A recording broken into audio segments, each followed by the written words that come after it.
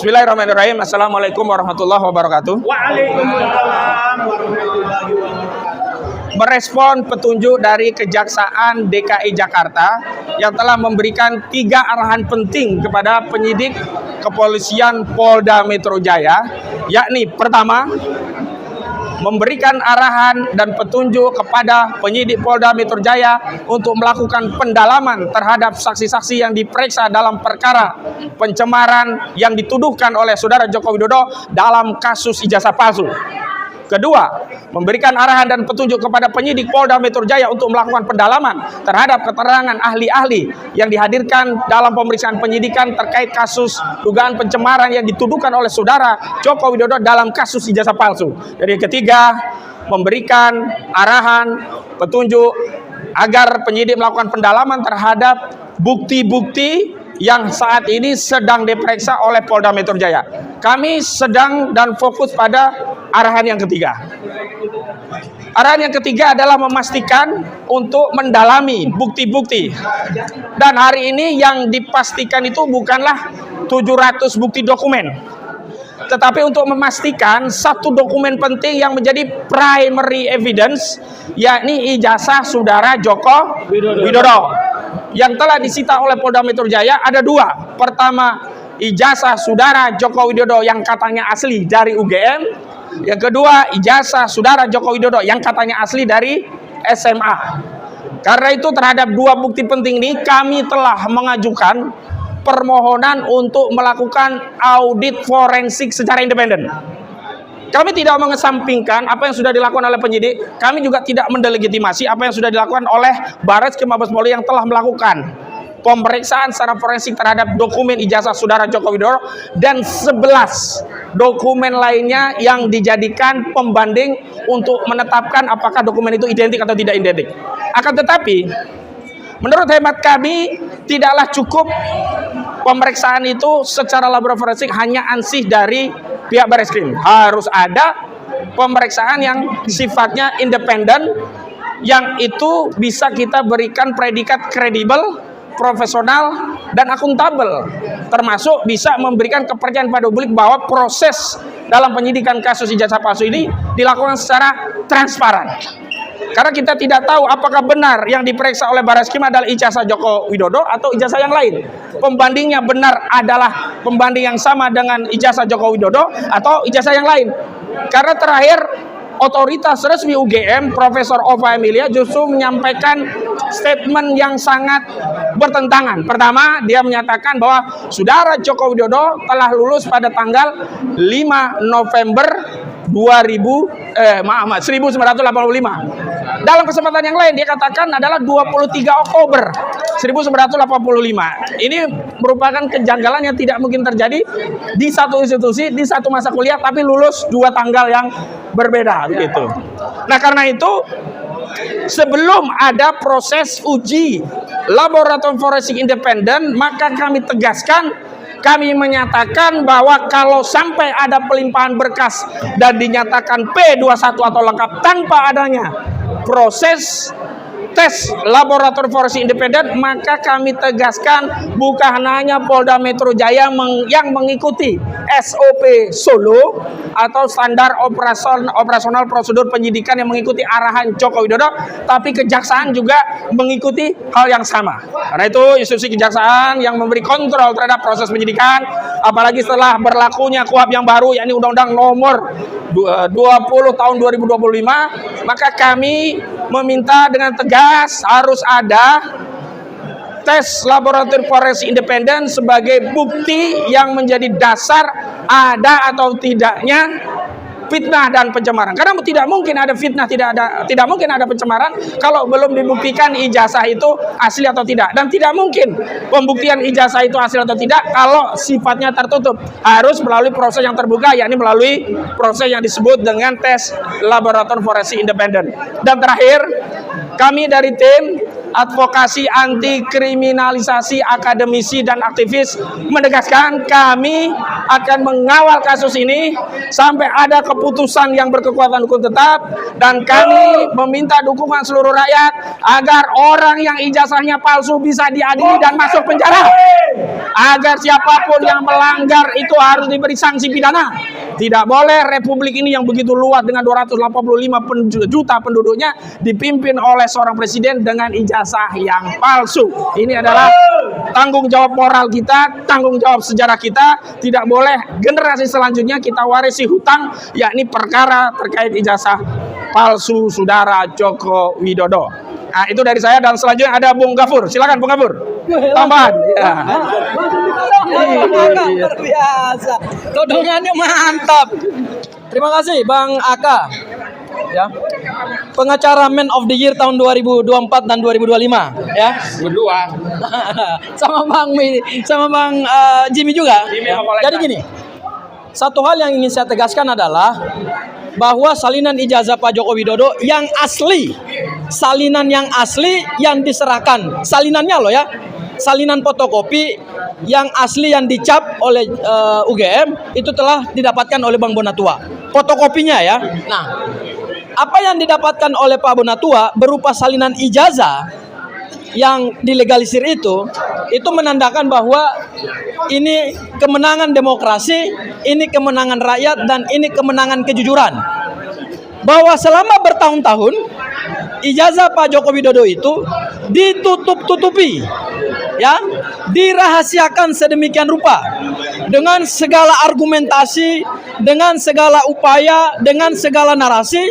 Tetapi Pak Bonatua kemudian melakukan satu terobosan hukum, yaitu melakukan gugatan sengketa informasi publik ke Komisi Informasi Publik, sehingga ijazah Pak Joko Widodo secara hukum telah dinyatakan sebagai dokumen publik. Ya. Nah, ijazah ini menarik. Kata pihak UGM, Pak Jokowi adalah lulusan UGM. Tetapi pihak UGM tidak pernah sekalipun kalimat itu keluar dari rektor bahwa ijazah Pak Joko Widodo adalah asli. Tidak pernah itu keluar dari statementnya rektor UGM, ya. Yang keluar dari rektor UGM adalah Pak Jokowi lulusan UGM, kuliah tahun 80, kemudian pada tahun 83 naik tingkat dari sarjana muda ke program sarjana, dan tahun 85 adalah lulus, ya, atau menerima, ya. Nah, ini yang menarik. Menariknya adalah ada dua. Pertama, ijazah yang didapatkan Pak Bonatua mengkonfirmasi bahwa basis data yang selama ini diteliti oleh Mas Roy, Bang Rismond, dan Dr. Tifa itu ternyata tidak beda dengan salinan ijazah yang diserahkan ke KPU sebagai syarat pendaftaran calon presiden. Wujud fisiknya sama. Informasi yang ada di dalam ijazah semua sama. Mirip. Ada foto. Yang berkacamata. Seorang pria berkumis berkacamata. Ya. Dan kalau kita lihat ijazah itu dengan ijazah yang ditampilkan pada saat gelar perkara khusus, Sama juga. itu juga sama. Itu juga sama. Kalau ada teman-teman dari awal mengatakan, wah, itu ijazah yang diteliti Mas Roy, Bang Rismond, Dr. Tifa itu bukan sumber yang valid, kami bisa mahfun, karena kami memang belum melihat yang dikeluarkan oleh otoritas, yaitu KPU. Tapi begitu dikeluarkan oleh pihak otoritas, yaitu KPU, karena adanya paksaan dari Komisi Informasi Publik, maka terang benderanglah ijazah ini, bahwa yang diunggah oleh Dian Sandi, yang didapatkan oleh Bang Bonatua di KPU, dari KPU, dan yang kami lihat analognya pada saat gelar perkara khusus, mengkonfirmasi bahwa ijazah itu semua sama persis, tidak ada perbedaan. Kalau dia sama persis, pertanyaannya adalah ada dua. Apakah yang diteliti oleh Mas Roy dan Bang Rismond serta Dr. Tifa itu adalah data yang tidak valid? Ternyata valid. Yang kedua, apakah hasil penelitian itu kemudian harus dimintai pertanggungjawaban pidana?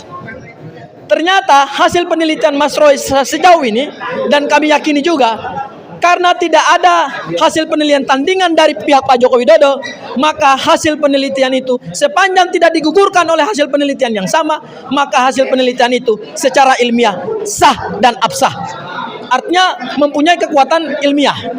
Itu hal yang kedua. Hal yang ketiga adalah, ini menarik. Ketika kita bicara ijazah, maka kita bicara kekuatan pembuktian. Ternyata ada banyak kejanggalan-kejanggalan yang kemudian ke depan akan terbongkar. Satu, UGM mengatakan tahun 83 Pak Joko Widodo naik kelas dari program sarjana ke program sarjana. Tetapi coba teman-teman dan seluruh masyarakat Indonesia buka kembali rekaman hasil penjelasan Dirtipidum pada saat menjelaskan hasil penyelidikan laporan TPUA Dumas. Apa yang dikatakan oleh Dirtipidum? Tahun 83 Pak Joko Widodo melakukan KKN. Loh, ini kan aneh. Orang baru naik dari gelar sarjana muda ke program sarjana tapi sudah KKN. Bagaimana menjahit ini? Ini kejanggalan yang luar biasa. Artinya keterangan UGM tidak bisa disandarkan sebagai satu-satunya alat bukti. Tetapi keterangan UGM harus bisa dibuktikan dengan keterangan-keterangan lain. Apalagi kalau kita bicara dokumen. Tahun 83 kata rektor, Pak Joko Widodo baru naik ke program sarjana. Loh, kalau tahun 83 udah KKN. Gimana? KKN itu kan buat program sarjana, Pak. Itu kejanggalan yang pertama. Kejanggalan yang kedua, Pak Joko Widodo mengatakan bahwa saya KKN-nya tahun 85. Oke, kita ikutin Pak Joko Widodo deh. Berarti keterangan Pak Joko Widodo bertabrakan dengan keterangan resmi dari Dirtipidum. Loh, kan Dirtipidum memeriksa dokumen. Pak Jokowi kan bukan memeriksa dokumen. Pak Jokowi menjalani proses perkuliahan, iya. Tetapi keterangan Pak Joko Widodo sebagai orang yang kuliah beda dengan hasil dari resmi negara berdasarkan hasil penelitian berkas dan dokumen. Ini kejanggalan yang luar biasa. Masa iya orang tahun 85 KKN, kemudian bulan November ya? November lulus. Pertanyaan kita, kapan nulis? 5 November. Pertanyaan kita, kapan Pak Joko Widodo KKN? Kalau tahun 85. Semester berapa Pak Joko Widodo KKN? Kemudian yang kedua, setelah KKN kan harus nulis skripsi. Kapan dia disebut Jack kalau begitu? Nah, itu nanti ada lagi. Nah, kalau Pak Joko Widodo lulus tahun 85, bersamaan dengan itu sebelumnya dia melakukan KKN, kapan dia menulis skripsi? Lah, ini kan runtutan peristiwa akademik yang harus diperhatikan secara cermat gitu loh. Itulah kejanggalan-kejanggalan. Ada satu lagi kejanggalan terbaru, yaitu ada istilah panggilan Jack. Jack ini tahun 80-an segitu belum terkenal itu. Ya.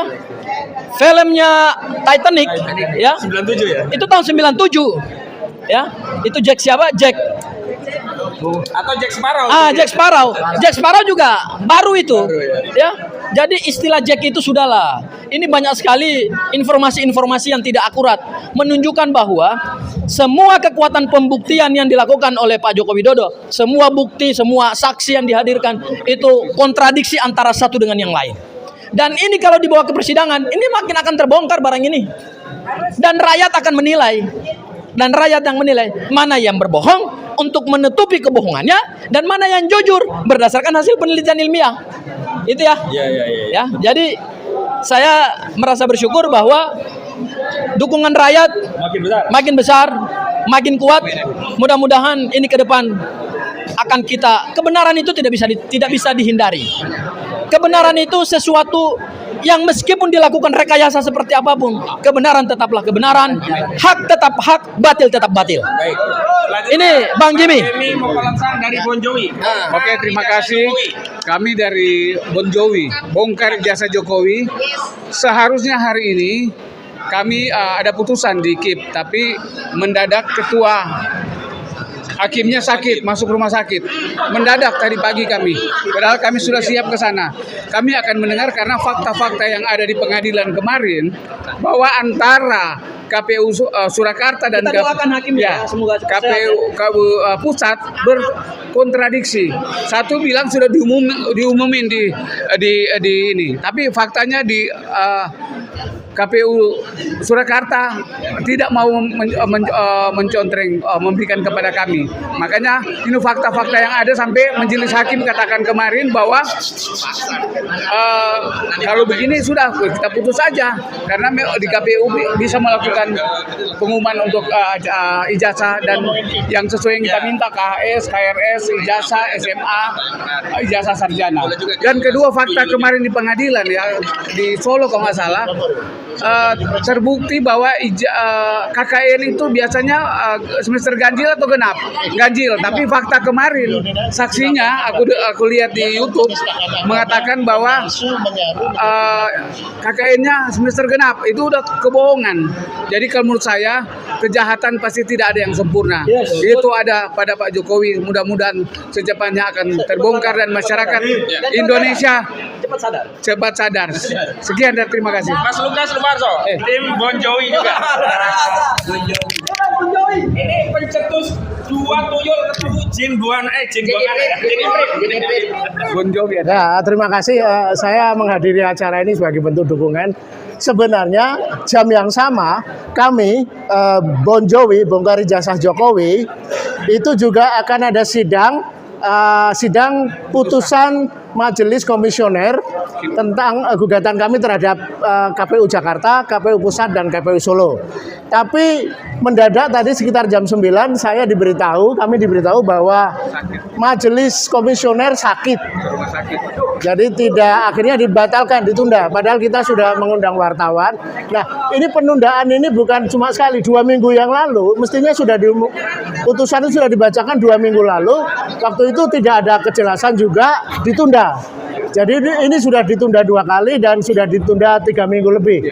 Kita belum tahu kapan. Nah, kami berharap penundaan ini betul-betul soal teknis ya. 2 kali penundaan ini karena intervensi ya. Bukan karena memang ada yang menduga jangan-jangan ada uji konsolidasi atau uji konspirasi atau uji OTT seperti yang di Depok. Nah, dengan kepolisian terutama karena gini, putusan ini harus memenangkan kami. Iya, karena kalau tidak aneh, karena dengan gugatan yang dilakukan kawan kita Bonatua Kan udah ya. itu sudah menang. Masa ini kalah? Jadi kita harus menang juga. Kalau tidak menang, KPI berarti mejen. Iya, betul. Atau kok tiba-tiba masuk angin. Iya, betul. Nah, itu semakin kecurigaan publik makin kuat bahwa tangan-tangan Parcok, tangan-tangan geng Solo, tadinya yang masih benar-benar murni independensi KPI, yang masih dianggap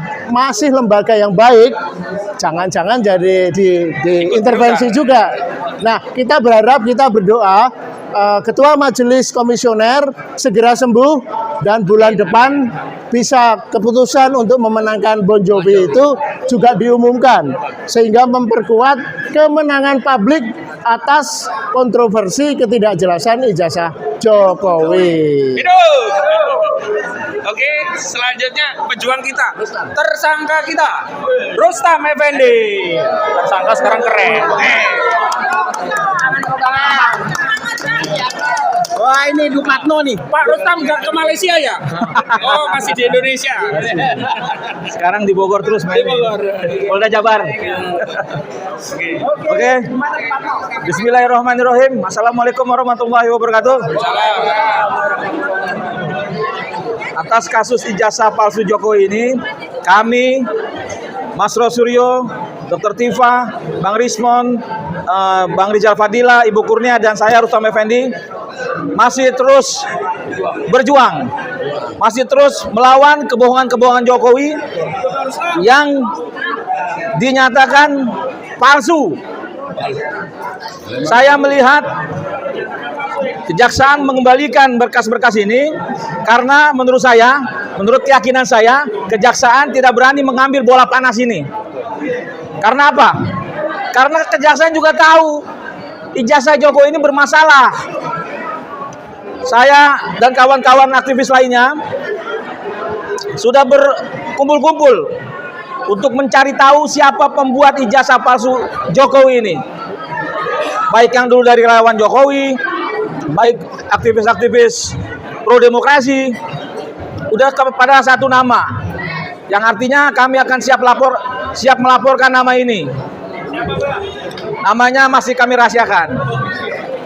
Tapi kami meyakini kalau ijazah Jokowi itu ada yang membuatnya. Dan masalah foto, kalau saya meyakini itu bukan fotonya Joko Widodo. Artinya ada kemungkinan itu dia pakai ijazah orang lain dan fotonya foto orang lain. Nah, oleh karena itu hari ini saya mengajak Jokowi bersumpah di atas Al-Quran. Apabila itu benar ijazah Jokowi, saya berani siap menanggung resikonya. Tapi kalau itu bukan ijazah Jokowi, apakah Jokowi berani bertanggung jawab dunia akhirat dan seluruh keluarganya? Selanjutnya, kenapa hari ini kami terpecah dengan adanya Bang yang saya hormati, Bang Egy Sujana dan DHL mengambil jalannya sendiri. Buat saya itu tidak masalah. Artinya rakyat akan menilai sendiri siapa yang masih berjalan di garis perjuangan ini. Dan saya berharap pada abang-abang saya masih terus mendukung pergerakan ini. Karena apa? Karena sedikit lagi kita akan mencapai kemenangan. Jokowi akan dipastikan ijazahnya adalah ijazah orang lain. Fotonya foto orang lain, bukan foto Jokowi. Terima kasih. Wabillahi taufiq wal hidayah. Wassalamualaikum warahmatullahi wabarakatuh. Pertanyaan nggak? Ada pertanyaan? Nggak ada. Oke, sip.